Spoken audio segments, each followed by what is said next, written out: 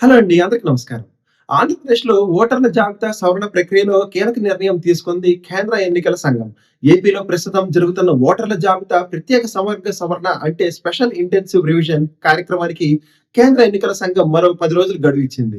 నిజానికి ఈ ప్రక్రియ 14 జులైతో క్లోజ్ అవ్వాల్సి ఉంది. కానీ ఇప్పుడు దాన్ని ఈ నెల 24 వరకు పొడిగిస్తున్నట్లు ఈసీ ప్రకటించింది. అంటే ఇప్పటి వరకు కొనసాగుతున్న ఇంటింటి సర్వే కార్యక్రమం కూడా జూలై 24 వరకు కొనసాగుతుంది. దీనికి ప్రధాన కారణం డిజిటలైజేషన్ ప్రక్రియ ఇంకా పూర్తి కాకపోవడం.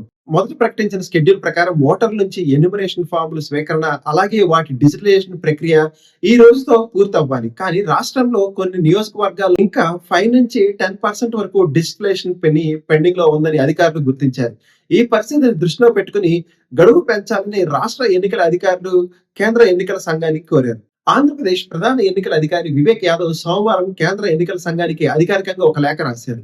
ఓటర్ల నుంచి వస్తున్న ఎన్యుమరేషన్ పత్రాల స్వీకరణకు, అలాగే వాటిని డిజిటల్ రూపంలో నమోదు చేయడానికి మరో 10 డేస్ గడువు కావాలి అని విజ్ఞప్తి చేశారు. అంతేకాదు ఈ అభ్యర్థనలకు రాష్ట్ర లోని వివిధ రాజకీయ పార్టీల నుంచి వచ్చిన వినతులను, అలాగే కొన్ని జిల్లాల కలెక్టర్లు పంపిన నివేదికలు కూడా జత చేశారు. జూలై 24 వరకు ఇంటింటి సర్వే మరియు ఎన్యుమరేషన్ ప్రక్రియ కొనసాగుతుంది. జూలై 31 వరకు ముసాయిదాస్ ఓటర్ల జాబితా ఎన్నికల సంఘం విడుదల చేస్తుంది. ఆ తర్వాత ఓటర్లకు, రాజకీయ పార్టీలకు తమ అభ్యంతరాలు తెలిపే సవరణ కోసం అవకాశం ఇస్తారు. ఈ అభ్యంతరాలను ఆగస్టు 30 వరకు స్వీకరిస్తారు. అన్ని అభ్యంతరాలను పరిశీలించిన తర్వాత ఆగస్టు 3న తుది ఓటర్ల జాబితా విడుదల చేయనున్నట్లు ఎన్నికల సంఘం ప్రకటించింది.